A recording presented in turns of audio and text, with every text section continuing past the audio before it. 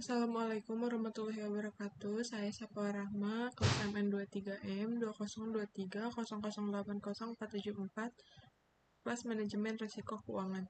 Saya akan membahas tentang pengendalian risiko. Untuk pengertiannya, risiko dapat diartikan sebagai kerugian, kemungkinan kerugian, atau ketidakpastian. Untuk pengendalian, salah satu fungsi manajemen yang merupakan pengukuran dan koreksi semua kegiatan di dalam rangka memastikan bahwa tujuan dan rencana perusahaan dapat terlaksana dengan baik.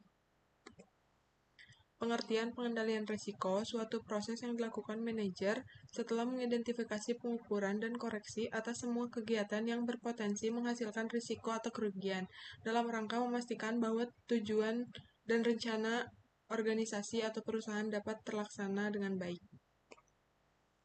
Cara meminimumkan risiko keuangan, yang pertama ada melakukan pencegahan dan pengurangan terhadap kemungkinan terjadinya peristiwa yang menimbulkan kerugian. Yang kedua ada melakukan retensi, mentolerir, membiarkan terjadinya kerugian, dan untuk mencegah tergantungnya operasi perusahaan akibat kerugian tersebut, disediakan sejumlah dana untuk menanggulanginya.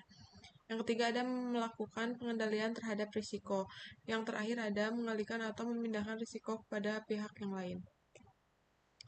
Pilar utama manajemen keuangan. Dalam manajemen keuangan mencakup penghasilan, pengeluaran, tabungan, dan investasi untuk menabung kekayaan yang berkelanjutan. Untuk metode pengendalian risiko, ada dua pendekatan. Yang pertama, penanganan risiko atau risk control. Yang kedua, pembiayaan risiko atau risk finance. Metode dalam pendekatan penanganan risiko, yang pertama ada menghindari risiko, yang kedua mengendalikan kerugian atau loss controlling, yang ketiga pemisahan risk reduction, yang keempat kombinasi dan pooling, yang kelima pemindahan risiko risk transfer, dan yang terakhir ada risk deferral.